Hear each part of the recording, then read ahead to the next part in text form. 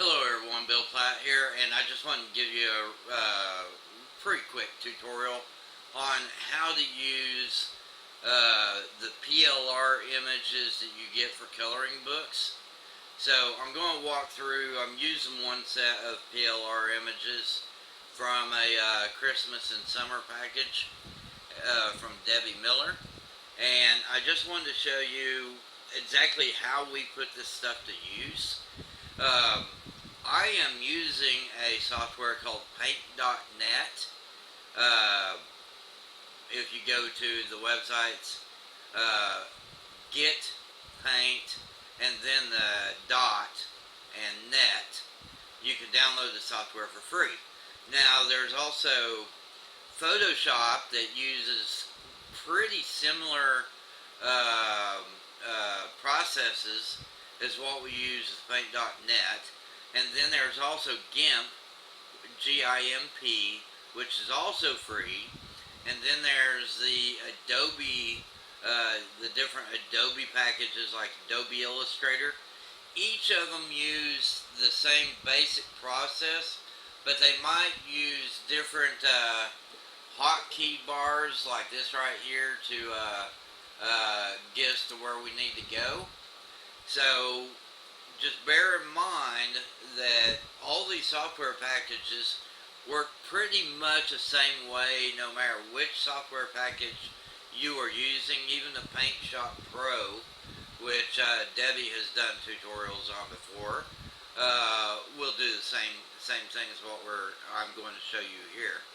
So the basic thing that you need to think of right here, I've got 5 images loaded that we're going to work with. We got a wreath, and then we got a couple snowflakes, and then we have the Merry Christmas. And there's a couple things that you need to bear in mind when working with images like this. The first thing is we are going to treat them like layers on a cake. So each layer will have a different filter applied to it, and then also we have to bear in mind the sizes of the images. So you're looking at the Christmas, and then you look to the snowflake, and they seem to be different sizes. And the way to check that is go to Image and Resize, and it'll show you right here the width, the height, and the resolution. Now all of Debbie's images are 320 pixel resolution right here, but the sizes do differ. So with most of the standard images like your snowflakes and the wreath, they are around 4,500 pixels wide and tall, and then your words are around 6,400 wide, still at the 320 DPI, and that's what it's dots per inch.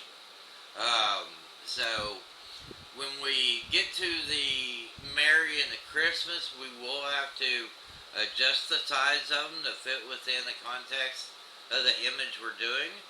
But I wanted you to understand to check the width and the height and make sure everything syncs up exactly where you expect it to when you are putting together these images.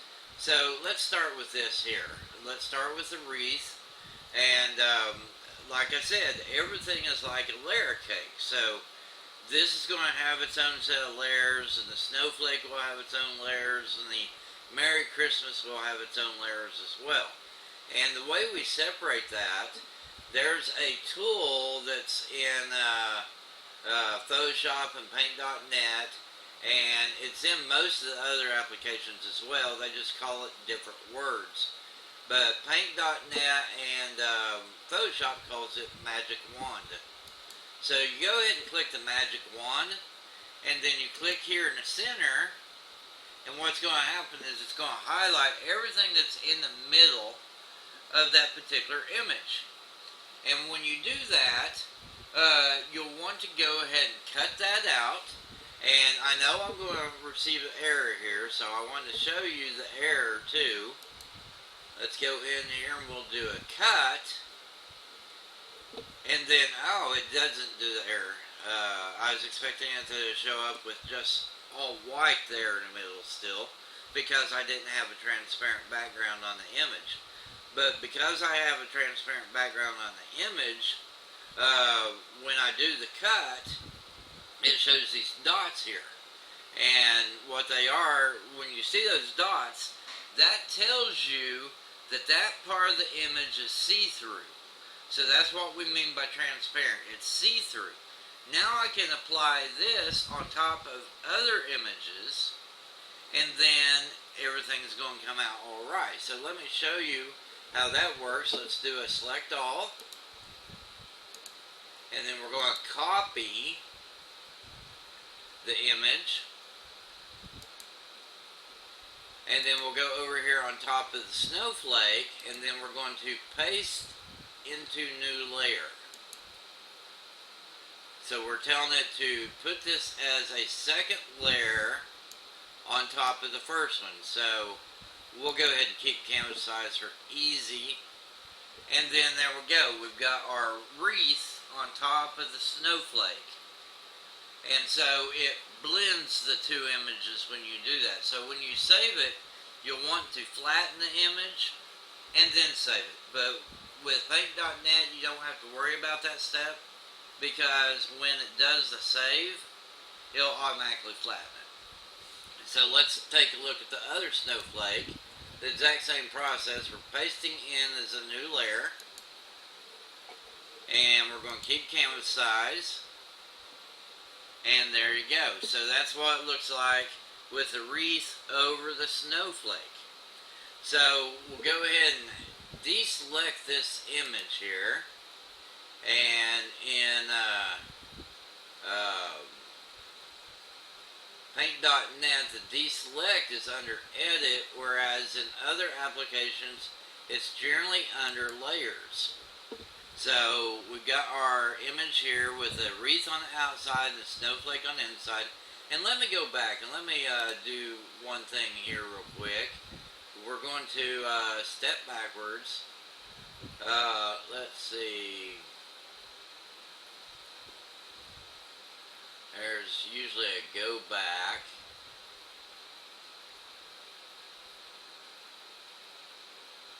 Okay, it's undo. Undo.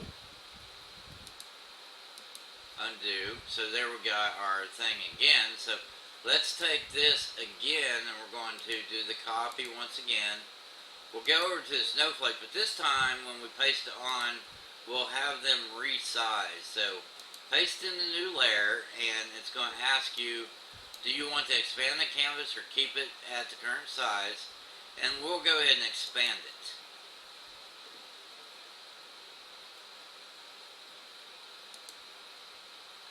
And it's taking just a minute here to process. There we go. So it made the back side image a little bit bigger in comparison to the inside image. So it made them basically the same size. So let's go ahead and do the deselect here. And then we've got our Mary. So let's figure out real quick. Let's look at this and see what the size of our image is. So go to resize, and it's 4,500 wide.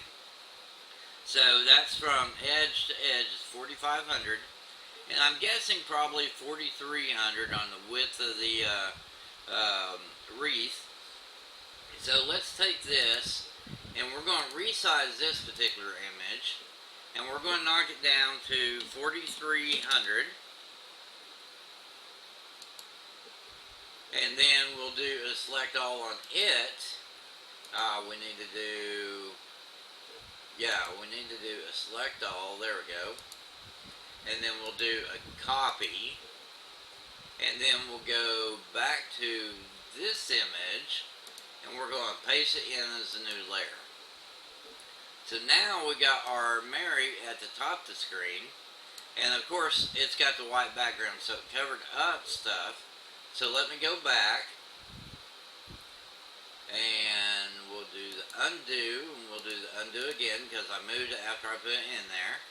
And let's do this, and let's deselect that, and let's use that magic wand tool again, and we'll select the background for this image, and you can do I believe it's shift click. No, not shift click, so let me deselect. I like the outside and then do control click, there we go, and you can select more than one item at a time. So this time let's go ahead and do the cut on it, and that gives us the background behind the Mary. So this time let's do a select all, and we'll do the copy, and then we'll go over here and we'll paste it in as a new layer. So now our Mary covers the image behind it, and you can actually and this is a little bit different on each one, like I said, but most of these will allow you a method to rotate the image. So now we got our Mary here, and then we have to do the same thing for Christmas. So Christmas, we want to get down to 4300 on size for our width, and then we'll save that. And then we'll get our magic tool and select the background here, plus what's in the middle with the control click there, control click here, and then we'll do a cut. And then now we got our Christmas as a standalone. So let's go ahead and select all, and then we'll copy. Then we'll go back over to our image here, and we're going to deselect the Mary, and then we're going to paste in as a new layer. And now we've got our Christmas here as well, and we can even do the rotate on the Christmas and try to sync it up with the Mary, and then we'll move the Christmas around a little bit here, get into our image. So now we have the wreath with a snowflake in the background and Merry Christmas on top. So at this point we would just do the deselect, and then we would merge layers, and the way we do that is merge layer down, or just go ahead and save it. And that's what we'll do. So we'll just go ahead and save it here, and we'll call it instead of paint.net, we're going to save it as a JPEG, and we're going to call it merge. I'll put this in here as merge, and then we're going to go ahead and save that. And it's going to ask you about your quality level, and then you just click OK. And because the preview size is so large, 3.4, I probably won't give a preview on it. But see, then it asks us to flatten the image right here before I actually save it. So go ahead and flatten it. I know in Photoshop you do have to flatten it before you save it, but you can always go back. So another way also, we can even duplicate these layers. We take this one here. Let me deselect this one and show you how to duplicate. Let's see, image, and then duplicate layer. So you can make a new layer or a new image based on the old. So we'll do this and then paste, and it did the new layer on the Christmas because that was the one I had selected instead of all of it. But that way you can keep your background stuff. You can keep the stuff as you're just working with it in a way where you can come back and edit it later. So I hope this has been helpful to you. I know I went through it really quickly because I have a tendency to overtalk things. But I wanted to show you in general how we work with the PLR images and how we can merge different layers together. And that's what we're doing with the PLR artwork. Every time you see a PLR art package that recommends that they have images for coloring book authors, but they tell you it's PLR and don't use it as is. What they mean is you need to make some changes to that image, and this is the technique we use to make changes to those images. So I hope this has been helpful. I'm Bill Platt. Until next time, have a great day.